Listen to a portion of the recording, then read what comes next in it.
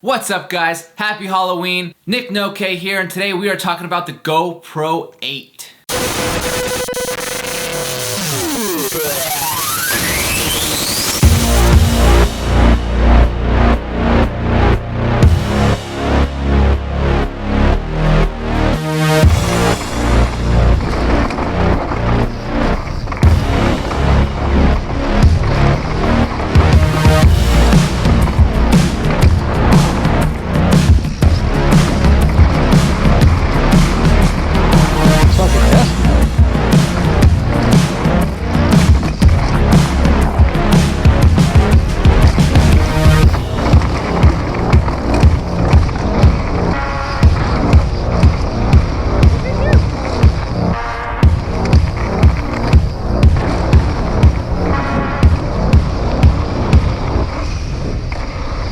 Just so you guys know, this is how I run my GoPro. I put it under the visor, a flat mount. I actually mount it to the visor, and this helps with wind, and it gives, for me, the most natural look. I don't like when people put it on the side of their helmet and it's got some crazy, distorted, weird view. It kind of makes me feel weird and off balance. I like it to represent what I'm actually seeing when I'm riding. So, just so you guys know, everything that I do with the GoPro is filmed just like this. So that first clip you just saw was my first run ever with the GoPro 8. It had the HyperSmooth turned on. It was shot at 1080p at 60 frames per second. Really looks smooth. I'm sorry I don't ride faster, but it looks smooth, it looks great.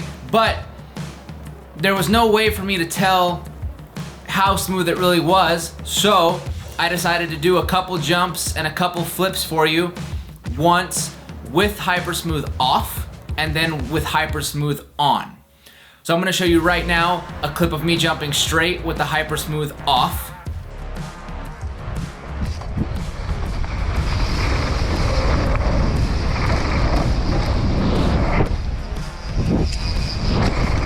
And now I'm gonna go ahead and show you what that same clip looks like, the same jump with HyperSmooth turned on.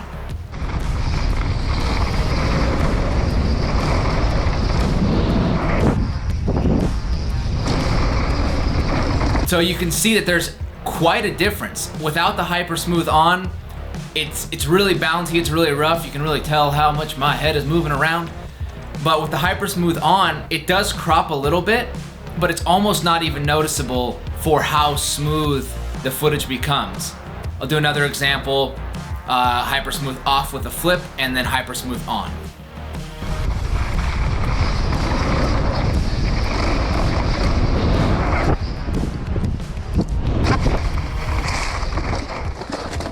Holy shit!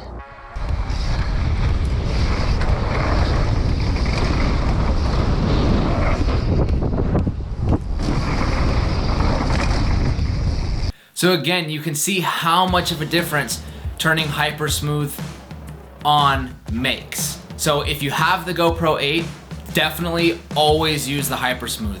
I was pretty worried that the crop of the HyperSmooth would ruin the super view and the ability to see the landscape and the handlebars and everything, but it really didn't. It didn't crop enough to for me to even really notice. I kind of forgot it cropped. And how smooth it becomes is totally worth it, for sure. So for me, the next thing to test was gonna be the slow motion. I don't think my GoPro 6 does 240 frames at all. So when I got the new 8 and I found out that we could click slow motion and get 240 frames a second, I was super stoked. And it's super easy. In the past, you have to go into your settings, change everything. Now you have these little presets and you can just straight up just click the little snail icon and boom, you're in slow motion. So I had it set all day to 1080 at 60 at super view, and that was my normal riding filming. And then when I wanted to film these couple clips of Jackson, I just clicked the snail and it automatically went to 240 at 1080 wide. You can't do super slow motion on the super view. You have to do it just wide, so it's not quite as wide. But anyways, look at this slow-mo clip of Jackson doing a flat spin on this hip. So this was shot at 240 frames a second. Let's go ahead and slow it down 40%, which is how slow you could be able to slow down 60 frames per second.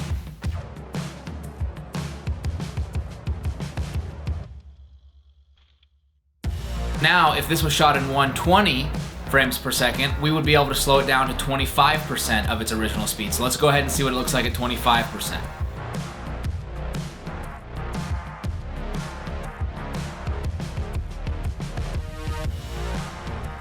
Since it's 240, we can get all the way down to 10% slow-mo. So let's see what this looks like at 10%.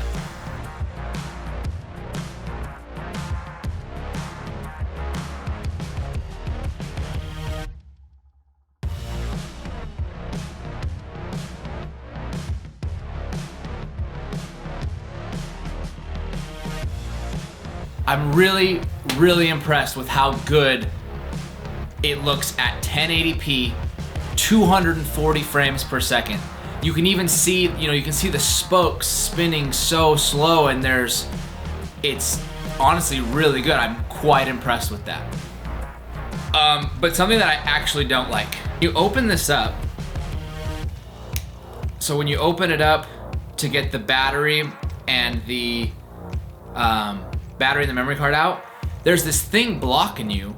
So when you try and pull the memory card out, I actually full on had to like take the battery out and like bang it down like this to try and pull the memory card out, because you're blocked by the edge of the GoPro, which made it extremely difficult to get the memory card out. And if you're like in a pinch trying to change it fast, that's quite annoying. So I don't know why they made that like that. Also, I wanted to test the sound, because GoPro sound has usually never been that good. So here's a clip of me talking in the wind. So it's a little bit breezy, testing out the sound. I don't know what it sounds like, so you'll know when I know, I guess. But we're at this hip right here, and gonna do a stunt. You can see the sound is actually quite decent for having no mic on it, just holding it straight like this, talking to it. Sound came out pretty good. And let's go ahead and listen.